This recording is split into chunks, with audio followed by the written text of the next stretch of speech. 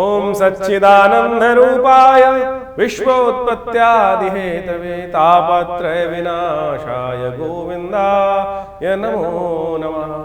कृष्णाय वासुदेवाय हरये परमात्मने प्रणताक्लेशनाशाय गोविंदाय नमो नमः। नमस्कार, स्वागत है आपका आचार्य वाणी में। मैं आचार्य डॉक्टर विक्रमादित्य आपके साथ हूँ और आज का विषय हमारा है वृषभ राशि। वृषभ राशि वालों के लिए जो अगस्त का मध्यकाल है किस प्रकार का रहेगा। वृषभ राशि के स्वामी शुक्र हैं और शुक्र महाराज इन दिनों बृहस्पति के साथ जिस प्रकार की युति बनाकर बैठे हुए हैं ये बहुत विशेष है आपकी राशि के दृष्टिकोण से। धन भाव में बृहस्पति और शुक्र दोनों उपस्थित हैं और ये अंतिम इस समय में रहेंगे। उसके बाद तो बृहस्पति से आगे निकलकर शुक्र जो है वो बुध के साथ योग बनाने वाले हैं, जो महालक्ष्मी योग आपकी राशि में बनकर तैयार होगा और वो आपके लिए बहुत विशेष योग रहेगा। तो ऐसे में इस समय को आप अच्छे समझें कि किस प्रकार से आपके लिए ग्रहों का खेल चलने वाला है। ओवरऑल कई दिन आपके लिए बहुत अच्छे दिखाई देते हैं। आपके लिए बहुत अच्छे गजकेसरी योग, राजयोग कई बार बन के आएंगे। इस अगस्त के मध्यकाल में सूर्य परिवर्तन की तरफ जा रहे हैं, बुध परिवर्तन की तरफ जा रहे हैं और इन सब में जो ये परिवर्तन का योग बन रहा है कहीं ना कहीं आपके लिए कई मामलों में बड़े अच्छे रास्ते खुलते दिखाई दे रहे हैं।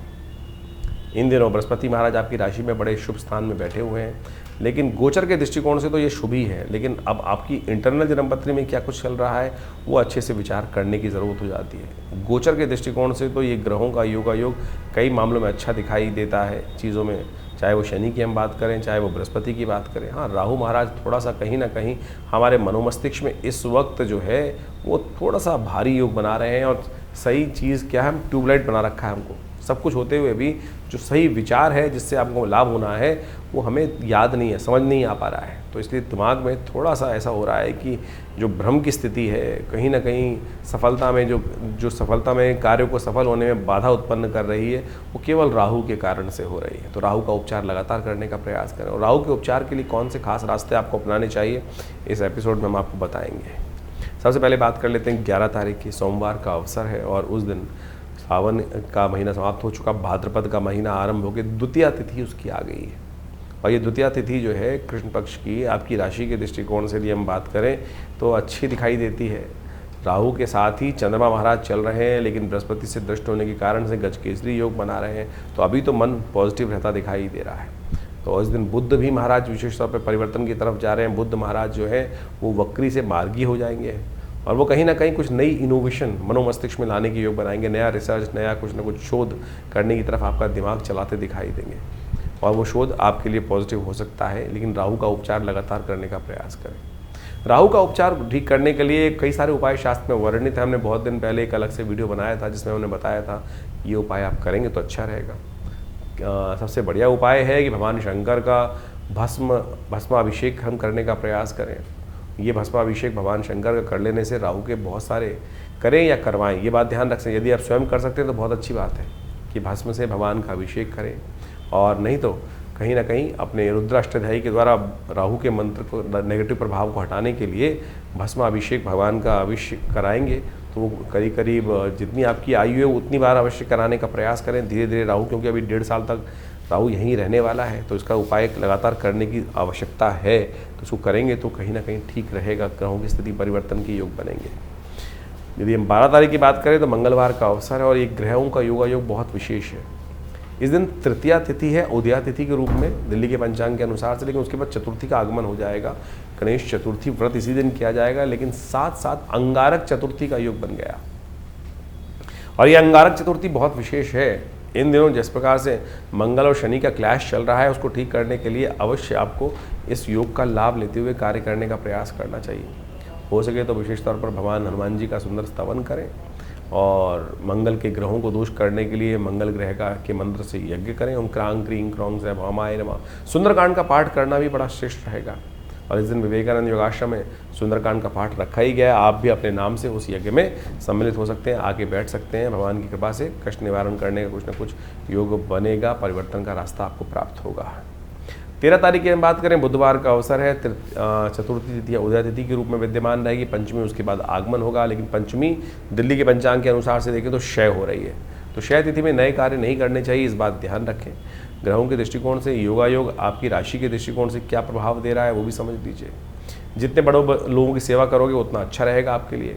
और हो सके तो इस दिन दूध का दान करना चाहिए। लेकिन ध्यान रखना चाहिए एक बात का विशेष तौर पर कि उस दिन फक्कड़ किस्म के लोग जो आवारा हैं, जिनका कोई ठौर नहीं, ठिकाना नहीं और पता नहीं कहाँ घूमते फिरते हैं, घुमक्कड़ टाइप के लोग हैं, उनसे बचते हुए कार्य करने का प्रयास करना चाहिए। कई बार कोई उड़ता उड़ता आदमी आता है, पता नहीं कौन कौन से सब्ज बाग हमें दिखा जाता है और उसमें हम फंस जाते हैं। तो ऐसे लोगों से बचते हुए कार्य करने का प्रयास करना चाहिए।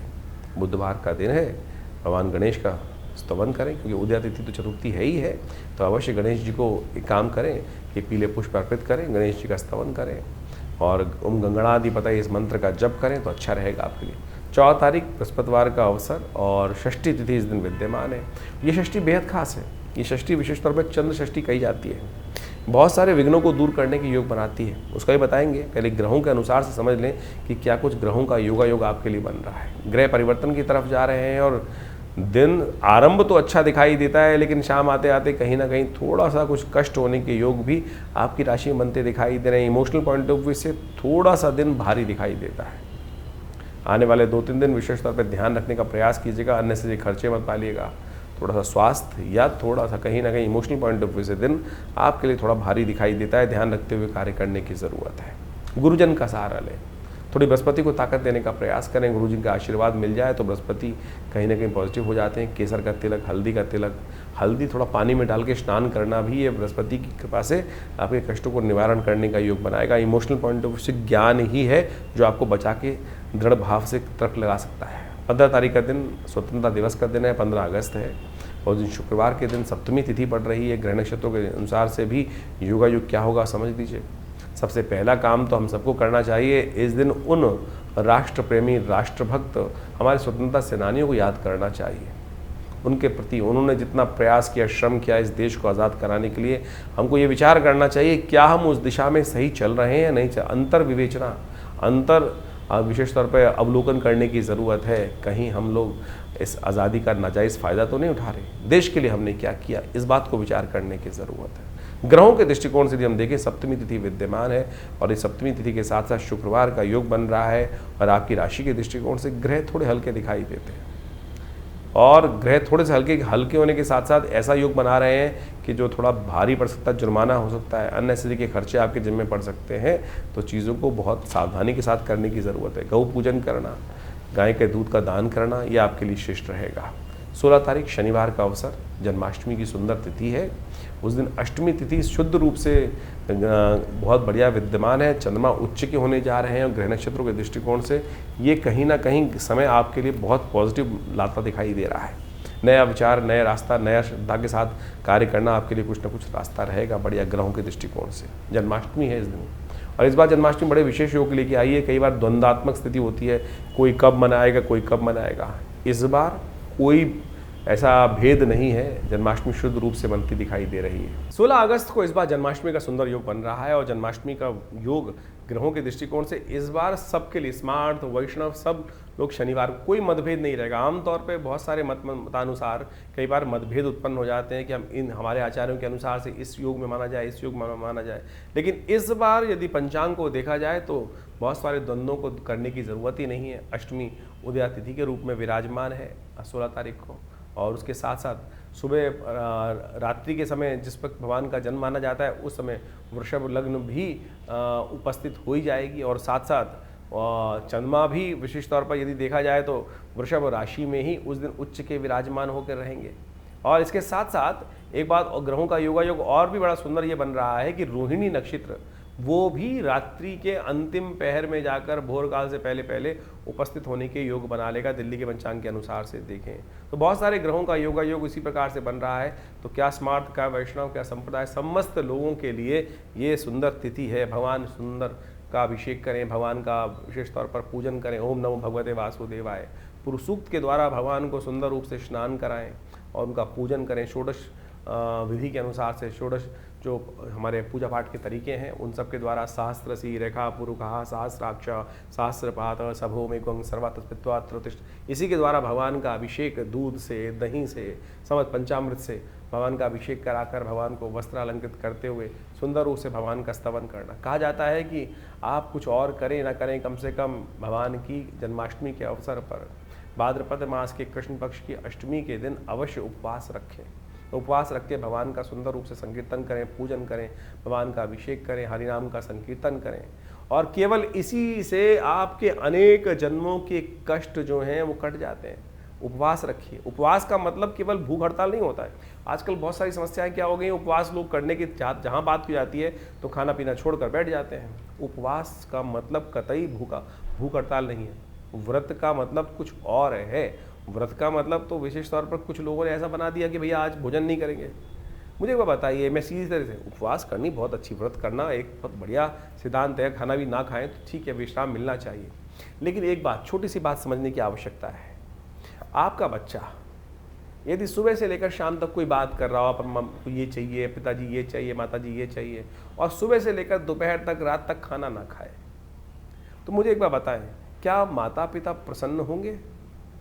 या माता पिता विशेष तौर पर उनका खून नहीं चलेगा कि बच्चा खाना नहीं खा रहा है, और भगवान आपके माँ बाप प्रसन्नता से अपने जीवन यापन कर पाएंगे? नहीं कर पाएंगे। तो शास्त्र में कुछ भ्रांतियां उत्पन्न हो गई हैं। लोगों ने भूख हड़ताल को व्रत मान लिया है। व्रत का वास्तविक अर्थ जो है वो है उपवास। वास का मतलब है रहना, उप यानी जहां से हो, जहां रह रहे हो वहां से हटने का प्रयास करो, कहीं और वास करो, वहां से अपने आप को उठाओ और प्रभु के सानिध्य में जाकर वास करने का प्रयास करो। शांति से प्रभु का स्मरण करो, सात्विकता के साथ रहो, प्रभु के श्री चरणों में निवास करो, तब तो व्रत हुआ, तभी तब तो उपवास हुआ। नहीं तो केवल भूख हड़ताल हुई, नहीं तो जिद हो गई। आपको खाली खाना ना खाना भी एक प्रकार से उपव्रत कहा जा सकता है। लेकिन कुछ कालांतर में ऐसी भ्रांति उत्पन्न हो गई है बहुत सारी चीज़ों ने कि भूख हड़ताल, पेट को कुछ नहीं देना, उसी को हम व्रत मान के बैठ गए हैं। लेकिन और उस दिन एक समझे कि जिस दिन खाना नहीं खाया, कुछ नहीं किया, उस दिन क्या होगा, और बाहर की चीज़ सब खा लेंगे। कुट्टू के आटे से लेकर पता नहीं क्या क्या, पकौड़ी, चाट पकौड़ी इत्यादि समस्त खाने की व्यवस्था बना लेंगे। तो फिर वो क्या हुआ, फिर तो वो कुछ और ही हो गया ना। इस व्रत में हरिनाम का संकीर्तन, जागरण, भगवान के नाम का जप, भगवान के क्रियाकलाप जो हैं उनकी कथाएं पढ़ना, उनकी कथा सुनना, उनके मंत्र का जप करना, दान पुण्य करना, सात्विकता का से जीवन निर्वाह करने का प्रयास करना, और विशेष तौर पर मनसा वाचा कर्मणा प्रभु के नाम का संकीर्तन करना, ये तो हुआ उपवास। तो अब आप देख लीजिए आप क्या कर रहे हैं। तो परमात्मा की कृपा प्राप्त करने के लिए फिर कहते हैं लोग संकट नहीं हरे, कष्ट नहीं हरे। तो ऐसे में कष्ट कहाँ हरेंगे? तो इसलिए इस बात को समझें कि इस जन्माष्टमी पर हम भगवान का षोडशोपचार पूजन करें। हमने विवेकानंद योगाश्रम में इस दिन विशेष भगवान का पूजन रखा है शाम के समय, जो करीब करीब यज्ञ के साथ आरंभ होगा और भगवान के पूजन के साथ सुंदर व्यवस्था बनेगी। भगवान को विशेष तौर पर षोडशोपचार पूजन कर कर उनका विभिन्न प्रकार से, विभिन्न औषधियों से उनका अभिषेक रहेगा, भगवान का पूजन रहेगा, भगवान के नाम का संकीर्तन रहेगा, कीर्तन पूजा पाठ सबकी व्यवस्था है। आप अवश्य भगवान के नाम के संकीर्तन में उस दिन पधारें आश्रम पे, विवेकानंद योग आश्रम में। प्रभु की कृपा से सुंदर कल्याण का अवसर बनेगा। भगवान के नाम का संकीर्तन कर कर हमारे इस आश्रम पे, जिसमें पिछले करीब आप मान के चलें 50-60 सालों से नित्यपति 8 घंटे यज्ञ होता है। माँ भगवती का सुंदर श्री विग्रह, इस दिन भगवती दुर्गा का भी प्राकट्य उत्सव है, आप महामाया जी का भी प्राकट्य उत्सव माना जाता है, जो भगवान कृष्ण के साथ ही उत्पन्न हुई थी। भगवती दुर्गा की उपासना इस दिन विशेष तौर पर की जानी चाहिए, और भगवती दुर्गा के साथ साथ भगवान कृष्ण की सुंदर उपासना कर कर इस संसार में शांति स्थापित करने के लिए, कष्टों को निवारण करने के लिए, बिना भगवती की, बिना शक्ति की उपासना किए बिना भगवान की कृपा नहीं होती। तो इसलिए सुंदर रूप से आप अपने कार्यक्रमों में, यज्ञ में सम्मिलित हों। भगवान के नाम के संकीर्तन में हम विशेष रूप से कार्यक्रम रख रहे हैं, तो आप अवश्य अपना स्थान आरक्षित कर कर इस कार्यक्रम में सम्मिलित हो सकते हैं। तो जन्माष्टमी का बहुत शुभ योग इस बार बनकर है। शनिवार के दिन जन्माष्टमी पड़ रही है, और यदि आपकी राशि के दृष्टिकोण से देखें तो शनि महाराज वैसे तो बहुत बढ़िया चल रहे हैं, लेकिन लग्न पर प्रभाव डाल रहे हैं थोड़ा बहुत, और शनि की दृष्टि थोड़ी कहीं ना कहीं कष्ट कई बार देती है। तो इसके लिए कुछ उपाय भी कर लीजिए तो अच्छा रहेगा। भगवान कृष्ण का शनि के साथ भी बहुत अच्छा संबंध है और बहुत विशेष संबंध है। कहा जाता है कि शनि जब एक बार बहुत कष्ट में थे, बड़े त्रस्त थे कि संसार में कोई उनको शुभ मानता ही नहीं है, तो भगवान और उनको कोई लेने को तैयार नहीं होता। यानी भगवान शनि को भी कोई रास्ता घर नहीं दे रहा था, सब जगह से वो उनके संसार की उपेक्षा के शिकार थे। तो भगवान कृष्ण की शरण में गए, तब भगवान ने अपने ब्रज 84 कोस में कोकिला वन में उनको स्थान दिया। और कहा जाता है शनि वहाँ पर तब से विराजमान है। और विशेष तौर पर एक बात ध्यान रखें कि इस दिन शनिवार के दिन जन्माष्टमी पड़ रही है, तो शनि को ठीक करने का रास्ता भी बहुत बढ़िया बनता दिखाई दे रहा है आपकी राशि के दृष्टिकोण से। इस दिन भगवान कृष्ण का पूजन करें। भगवान कृष्ण को आपकी राशि के दृष्टिकोण से आपको कुछ सावधानी के साथ कार्य करने का प्रयास करना चाहिए। माखन मिश्री का भोग लगाएं। आपकी राशि के दृष्टिकोण से बड़ा सुंदर योग है, उनके प्रिय भी है। और आपकी राशि के दृष्टिकोण से भगवान को अवश्य खूब सुंदर रूप से पंचामृत से भगवान को स्नान कराएं। दूध, दही, शुक्र का संबंध इन्हीं सब चीज़ से है, गऊ से है। गाय के बने हुए विशेष तौर पर जो घी है, गाय का बना हुआ जो दही है, गाय के दूध से बना हुआ, और गाय के दूध का ही उपयोग करते हुए पंचामृत पूरी तरह से बनाएं। इन समस्त चीज़ों को डालकर भगवान का अभिषेक करें। बहुत सारे लोग गलती करते हैं, शुक्र को ऐसे ऐसे ज्ञानवान लोग हो गए हैं कि शुक्र को शराब के साथ जोड़ देते हैं। अरे शुक्र का संबंध तो निधि के साथ है, ऐश्वर्य के साथ है, और ऐश्वर्य का संबंध गाय की निधि के साथ ही है। पहले ज़माने में क्या होता था, जो जितना बड़ा गऊओं का मालिक होता था उतना बड़ा साम्राज्य उसका माना जाता था।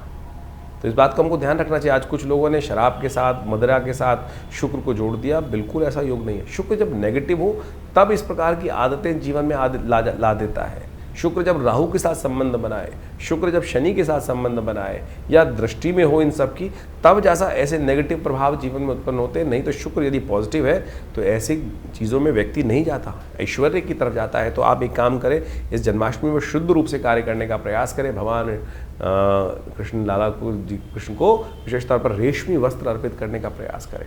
स्वर्णिम जो विशेष तौर पर बड़ा सुंदर झूला बनाकर पूर्ण संपूर्ण अलंकरणों से युक्त होकर फिर भगवान का पूजन करें, उनको पंचामृत अर्पित करें, उनका चरणामृत ग्रहण करें, उनका पूजन करें।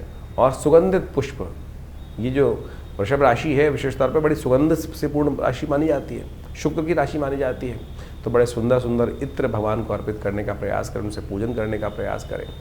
और देखिए शनि के साथ संबंध जोड़ी दिया हमने। एक बात और ध्यान रखें, तिल से बने हुए लड्डू भगवान को अर्पित करें। पंजीरी, तिल की पंजीरी जो है वो विशेष तौर पर बनाकर भगवान को अर्पित करने का प्रयास करें। शनि के तमाम नेगेटिव प्रभावों को ठीक करने के लिए आपके लिए बड़ा श्रेष्ठ कार्य करने के योग बनाएगी। ये जन्माष्टमी संपूर्ण रूप से कल्याणकारी योग बनाएगी। तो इसका ध्यान रखते हुए कार्य करेंगे तो बहुत अच्छा रहेगा।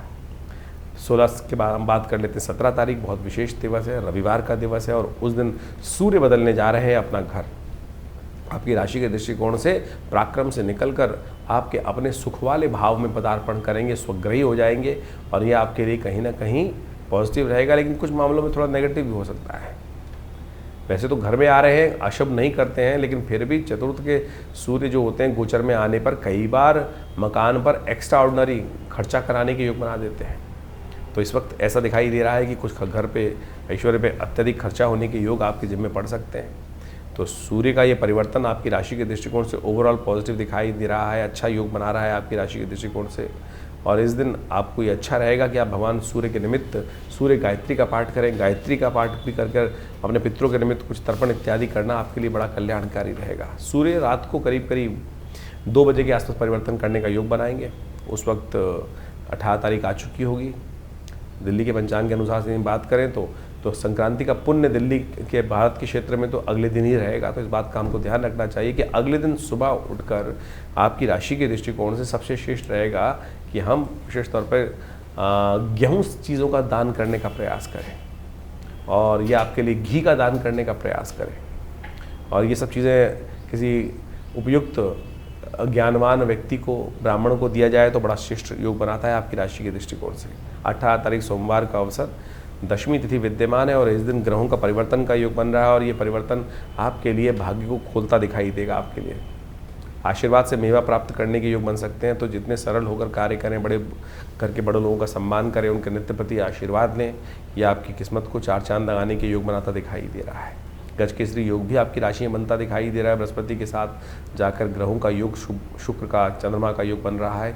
यह आपके लिए बहुत आने वाले 2-3 दिन अच्छे चीज़ों को पॉजिटिव करने की योग बनाता दिखाई देगा आपके लिए।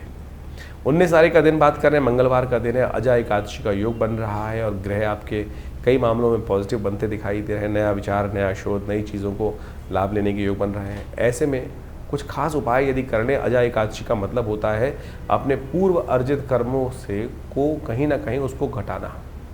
पूर्व कहीं दुष्कर्म से कई बार क्या होता है, भोग गलत बन जाते हैं, कुछ पिछले जन्म में, पूर्व जन्म में कुछ गलत कार्य हुआ जिसके कारण से हमारे द्वारा कई बार जीवन में अप्रत्यक्ष कष्ट आ जाते हैं। तो ऐसे में कहा जाता है अजा एकादशी के दिन, भाद्रपद मास के कृष्ण पक्ष में जब ये एकादशी पड़े तो उस दिन व्रत रखें, भगवान विष्णु के विष्णु सहस्त्र नाम का पाठ करें, विष्णु के मंत्रों का जप करें। तो कहा जाता है कि भगवान के आशीर्वाद से पूर्व अर्जित जो कर्म है वो भी, जो दुष्कर्म है वो भी क्षय हो जाते हैं, समाप्त हो जाते हैं। तो इसलिए बड़ी श्रद्धा से इसका उपयोग करते हुए कार्य करना चाहिए। 20 तारीख की यदि बात करें, बुधवार का अवसर है, उस दिन द्वादशी तिथि है और साथ साथ बुध प्रदोष का योग बन रहा है। और बुध इन दिनों आपकी राशि में बहुत बढ़िया योग बनाकर तैयार है आपके लिए, मार्गी हो चुके हैं, उदय हो चुके हैं। शुक्र के साथ बहुत सुंदर महालक्ष्मी योग आपके लिए बनाकर तैयार करने वाले हैं और ये आपके लिए बड़ा सुंदर रहेगा इस अगस्त के महीने में ही। तो ऐसे में बुध प्रदोष पड़ गया है इसी आरंभ में, तो कोशिश ये करें शाम के समय हो सके तो भगवान शंकर के मंदिर में जाकर बुध प्रदोष, बुध और शाम को त्रयोदशी का योग, तो भगवान शंकर के मंदिर में जाकर दही से उनका अभिषेक करें और हो सके तो उन पर बिल्वपत्र इत्यादि ओम त्रिदुलम त्रिगुणाकारम त्रिनेत्रम च त्रिधायुधम त्रिजन्म पाप संहारम बिल्वपत्रम शिवार्पणम, इस मंत्र का स्तवन करते हुए भगवान पे अर्पित करें। देखिए बुध आपके लिए कुछ न कुछ आने वाले कुछ ही दिनों में कोई बहुत बड़ा लाभ, बहुत बड़ी लॉटरी खुलने का योग बना सकता है। तो ग्रहों का योगा योग आपने समझा। इस वक्त भाद्रपद का महीना चल रहा है और भाद्रपद के महीने में जो ग्रहों का योगा योग परिवर्तन का योग बनाएगा वो तो आपके समक्ष ही है, लेकिन एक विशेष योग बन रहा है कि इस भाद्रपद में 5 रविवार का योग बन रहा है और इस बार राजा भी सूर्य ही हैं, पूरे जो विश्व के राजा है, संवत के राजा हैं। और उसके दृष्टिकोण से यदि ग्रहगण प्रभाव देखा जाए तो इस बार पूरे विश्व में अच्छी खासी वृष्टि के योग बन रहे हैं और वो इतनी ज़्यादा हो गई है, कई जगह लोग परेशान भी हो गए, त्रस्त भी हो गए हैं। और इस बार 5 रविवार का योग भाद्रपद में जो दिखा रहा है वो वास्तविक तौर पर एक बात को भी इंगित करता है कि जो इस वक्त भयावह पूरे विश्व में पानी की त्रासदी चल रही है, अतिवृष्टि होने के योग बन गए हैं, उससे कहीं ना कहीं अब कुछ ना कुछ रास्ता, बचाव का रास्ता बनता भी दिखाई देगा। लेकिन ये कहीं ना कहीं प्रकार से जो भाद्रपद महीने में यदि 5 रविवार पड़ जाए तो एक बात कही जाती है, युद्ध की आशंका, युद्ध की अफवाहें, कहीं ना कहीं मतभेद बहुत ज़्यादा कहीं ना कहीं संसार में बढ़ जाते हैं और कहीं ना कहीं आपस में मनभेद भी होने लगते हैं। इस वक्त विश्व में जिस प्रकार से जो योगा योग बन रहा है वो कहीं ना कहीं आपदाओं का संकेत भी देता दिखाई दे रहा है। और ऐसे में जो अन्न इत्यादि के संबंध में जो कार्य करते हैं उनको भी थोड़ा सावधान रहना चाहिए। तेजी का माहौल बनता दिखाई दे रहा है। विभिन्न अन्न के क्षेत्र जितने भी हैं, खाद्य पदार्थ जितने हैं, गेहूँ इत्यादि, चावल इत्यादि और बहुत सारी और भी जितनी चीज़ें हैं, उन सब में कहीं ना कहीं जो अतिवृष्टि के कारण से जो योग बनते दिखाई दे रहे हैं वो कहीं ना कहीं महंगाई को बढ़ाने की तरफ योग बनाते दिखाई दे रहे हैं। ऐसे में आपकी राशि के दृष्टिकोण से जो योग बन रहे हैं वो आपने अच्छे समझें। ग्रहों के प्रभाव को जितने जल्दी हम समझ लें और उसके अनुसार से अपने जीवन में सही रास्ता पकड़ लें, ये ज्योतिष का चमत्कारिक प्रभाव है। देखिए जो सूर्य है वो हर एक स्थिति में एक सही निकलता है, लेकिन हर व्यक्ति पर उसका प्रभाव अलग अलग होता है। ग्रहों का ये परिवर्तन जो योग बनाते हैं, इन सब का प्रभाव सूक्ष्म दृष्टिकोण से हर व्यक्ति को समझ में आना चाहिए। ज्योतिष के दृष्टिकोण से बड़ा सूक्ष्म अन्वेषण है। आपकी जन्मपत्री, आपका जो भाग्य है वो हर व्यक्ति का अलग है। कहीं ना कहीं उस भाग्य पर किस प्रकार का योग बनेगा, ग्रहों का परिवर्तन क्या प्रभाव डालेगा, हर व्यक्ति पर अलग प्रभाव डालता है।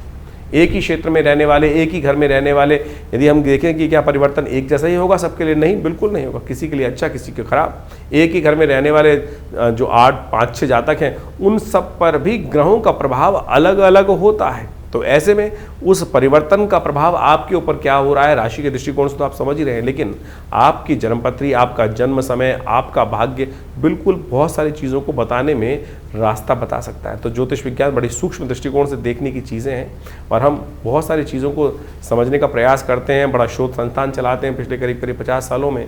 ज्योतिष के संबंध में, अध्यात्म के संबंध में, भारतीय योग विज्ञान के संबंध में हमारे आश्रम में बहुत सारी रिसर्च, बहुत सारा अनुसंधान, शोध किया गया। 50 से ऊपर पुस्तकें प्रकाशित की गई हैं। सदगुरु आचार्य श्री केशव देव जी के महाराज के सानिध्य में रहकर हमने बहुत सारे विभिन्न भारत की पराविद्याओं के ऊपर कार्य किया, चाहे वो मंत्र विज्ञान है, चाहे वो यज्ञ विज्ञान है, चाहे वो कर्मकांड है, योग की सहस्त्रों शाखाएं हैं और उन सब के ऊपर मुद्रा विज्ञान इत्यादि बहुत सारे अलग अलग विषयों के ऊपर बहुत सारा शोध अनुसंधान करके चीज़ों को समझने का हमने प्रयास किया। और आप समझें, ज्योतिष एक ऐसा विषय है कि जिसके द्वारा आप बहुत सारे कार्यों का निदान भी कर सकते हैं, डायग्नोज कर सकते हैं। बीमारियों के संबंध में भी जो आयुर्वेद के साथ साथ ज्योतिष को साथ साथ चलाया गया था।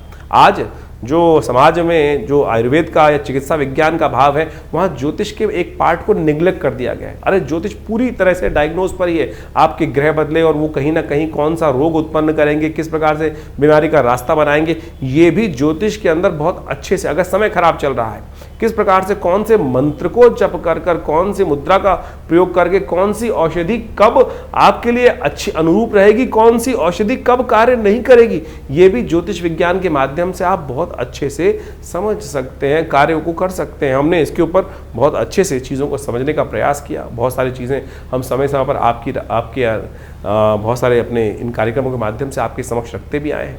तो आप ज्योतिष विज्ञान को सही रूप समझने का प्रयास करें। विडंबनाएं, बहुत सारी लोग आपके मन में ऐसे भाव डालने का प्रयास करेंगे कि सब कुछ भी सत्य नहीं है। अरे नहीं, एक एक चीज़ सत्य है, एक एक चीज़ का प्रभाव है, इसको आप समझें। हमारे ऋषि मुनियों ने हजारों लाखों पुस्तकें, लाखों अनुसंधान हमारे समक्ष उपस्थित किए हैं। हर ऋषि, करोड़ों ऋषि हुए आज तक हो चुके हैं, और उन सब ने अपने शोध हमारी भारतीय संस्कृति में जगह जगह बताए हैं, और लोग उसका प्रभाव देखते भी आए। और हमने खुद देखा, बहुत सारे महामृत्युंजय मंत्र इत्यादि बहुत सारे अनुष्ठान जो समय समय पर करते हैं, उनका प्रभाव बहुत प्रत्यक्ष रूप से होता है। चाहे वो जीवन के स्वास्थ्य संबंधी समस्याएं, चाहे वो जीवन की किसी भी पहलू से संबंधित समस्याएं, उसका निदान करने के लिए विभिन्न मंत्रों के माध्यम से, विभिन्न उपायों के माध्यम से, चाहे वो रत्न है, चाहे वो विभिन्न उपाय हैं, चाहे वो दान है, चाहे वो पुण्य है, चाहे वो औषधि है, चाहे वो ध्यान है, इन सबको मार्ग अपना सकते हैं। और तो और मुद्राएं तो अपने आप में चमत्कारी प्रभाव दिखाती हैं। ये शरीर के जो विभिन्न भागों के द्वारा योग और विभिन्न मुद्राओं का उपयोग किया जाता है। जैसे किसी का बृहस्पति खराब है तो ये ज्ञान मुद्रा का नित्य प्रति अभ्यास करें, देखें, किसी और चीज़ की आवश्यकता ही नहीं पड़ेगी। शनि यदि खराब चल रहा है, शनि का दुष्प्रभाव बहुत ज़्यादा जीवन में हो रहा है, तो यदि नेगेटिव प्रभाव है तो इसको इस मुद्रा के द्वारा, शून्य मुद्रा का उपयोग करते हुए, शनि की मुद्रा का उपयोग करते हुए यदि मंत्र जप किया जाए, कुछ भी उसका नित्य प्रति इस मुद्रा का अभ्यास किया जाए, तो उससे भी बहुत ज़बरदस्त प्रकार से आपकी समस्याओं को ठीक करने में रास्ते मिलते हैं। तो ऐसे बहुत सारी चीज़ें हैं, बहुत सारे मार्ग हैं जिनको आप समझेंगे तो बहुत अच्छे से रास्ता बनता दिखाई देगा, कष्टों को निवारण करने का योग बनता दिखाई देगा। और इन सब चीज़ों को हमें अच्छे से समझ लेना चाहिए। बहुत सारे लोग, ये कहानियाँ नहीं है, पुराण इत्यादि में जो रहस्य बताए गए हैं वो कतई किसी प्रकार भी कहानियाँ नहीं है, लेकिन उनके पीछे उसका आदि भौतिक आदि दैविक रहस्य छुपा हुआ है। उन रहस्यों को हमको समझना चाहिए। अभी सावन का महीना समाप्त हुआ, सावन में भगवान का जैसे हम रुद्राभिषेक करते हैं, रुद्राभिषेक करते हुए भगवान पर विभिन्न प्रकार से भगवान को स्नान कराया जाता है, कभी दूध से, कभी दही से, कभी भस्म से। भगवान के ऊपर बिलपत्र चढ़ाए जाते हैं, दूर्वा चढ़ाई जाती है, भंग चढ़ाई जाती है, और तो और वो आक के पत्ते चढ़ाए जाते हैं, धतूरे के पत्ते चढ़ाए जाते हैं। यदि इनको वैज्ञानिक तौर पे आप देखने का प्रयास करेंगे तो इन सब के माध्यम से आप समझे, घास को चढ़ाकर भगवान के ऊपर चढ़ाने का कारण क्या है? उसका मंत्र है कांडात कांडात प्रोहंती। भगवान के ऊपर चढ़ाते हुए इस मंत्र को कहा जाता है। औषध विज्ञान के अनुसार से आपके जो बहुत सारी बीमारी को ठीक करने के लिए, पेट संबंधी बीमारियों को ठीक करने के लिए ये बहुत दिव्य औषधि है। जो घास के ऊपर 3 जो अंकुर, दिरवा अंकुर होते हैं, कहा जाता है गणेश जी एक बार बीमार हो गए थे और ऋषियों ने 108 दूर्वा अंकुर अभिमंत्रित कर कर गणेश जी को दिए, उससे उनको स्वास्थ्य में लाभ प्राप्त हुआ।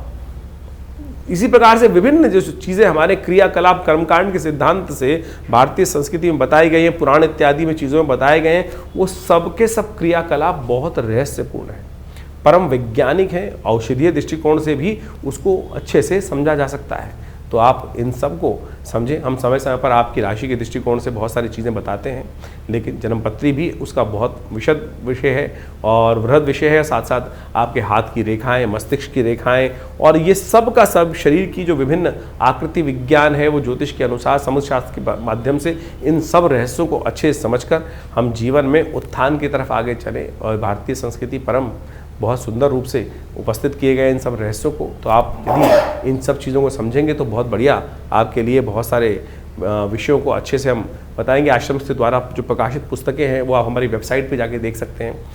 mudrasforhealing.com वेबसाइट है हमारी, acharyavikramaditya.com वेबसाइट है हमारी, vivekanandnaturecure.com ये भी हमारे आश्रम की ही वेबसाइट है। और यहाँ पर हमारे आश्रम की समस्त गतिविधियों को समय समय पर हम बताते रहते हैं। बहुत सारे विभिन्न कार्यक्रम आश्रम पे समय समय पर चलते रहते हैं। और इन सब विषयों को आप अच्छे से समझकर और इन सब से आश्रम से जुड़ें। और स्वागत है आप सबका हमारे यहाँ जो नित्य प्रति कार्यक्रम होते ही हैं। रविवार को विशेष कार्यक्रम में, यज्ञ में आप सब लोग सम्मिलित हो सकते हैं। सुबह 8 बजे से लेकर करीब करीब 10 साढ़े 10 बजे तक भंडारे के साथ बड़ा यज्ञ और स्वाध्याय इत्यादि का कार्यक्रम चलता है हर रविवार को। और आप सब अपने विषयों को लेकर आश्रम पे उपस्थित होंगे तो हम अवश्य जो भी भगवान की कृपा से रास्ता बनेगा अवश्य आपके साथ बनाएंगे। जीवन में कल्याण का मार्ग प्रशस्त हो, आप सबको आशीर्वाद, कल्याण हो, भगवान का कृपा आपके साथ हमेशा बनी रहे।